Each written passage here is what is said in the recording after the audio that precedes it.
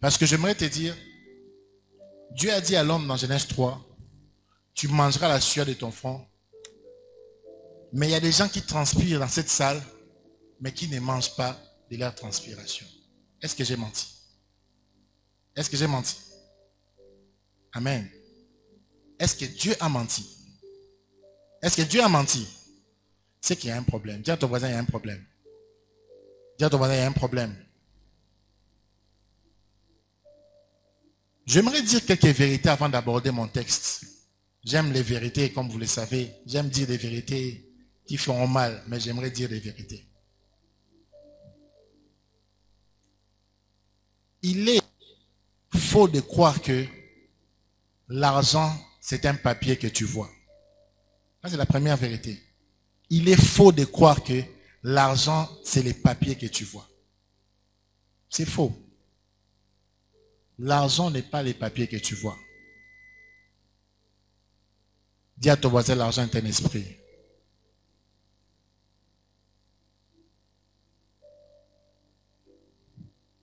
Je vais m'expliquer.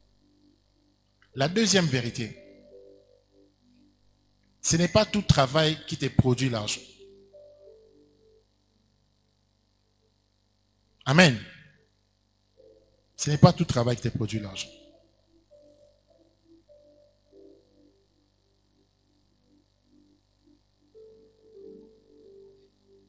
La troisième vérité, ce n'est pas tout combat qui est ton combat. Dis à ton voisin, tout combat n'est pas mon combat.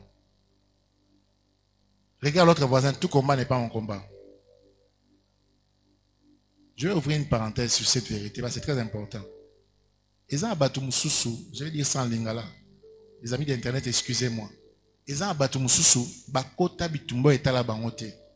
Ils se sont retrouvés blessés, même handicapés, parce que ce n'était pas leur combat. Amen. On t'a chassé du boulot parce que tu es parti soutenir quelqu'un à Salibagafnae Yokomi syndicat. Tu es viré. Est-ce que c'était ton combat? Est-ce que si lui était à ta place, il allait faire ça pour toi? Je vais revenir sur ça. Soyez calme. Dis à ton voyage, sois calme. Sois calme. Alors je reviens sur mon texte, car il y aura une deuxième partie de ces messages. Nous avons vu Joseph, quelqu'un que Dieu avait donné les dons. Joseph était l'enfant de Jacob. Amen. Et Joseph était l'arrière-petit-fils de Abraham. Et dans Genèse 17, vous allez voir, Dieu a béni Abraham abondamment. C'était un homme qui ne pouvait pas se retrouver pauvre. Et dont même la descendance ne pouvait pas manquer d'argent. Mais Abraham ne pouvait pas imaginer même un jour que quelqu'un qui est dans sa descendance va se retrouver esclave quelque part. Abraham a écouté Dieu. Dieu a parlé à Abraham. Mais Abraham n'avait aucune idée que son arrière-petit-fils serait esclave. Parce qu'Abraham n'était pas n'importe qui. Abraham était riche. Très riche. Son fils Isaac, très riche. Jacob, extrêmement riche.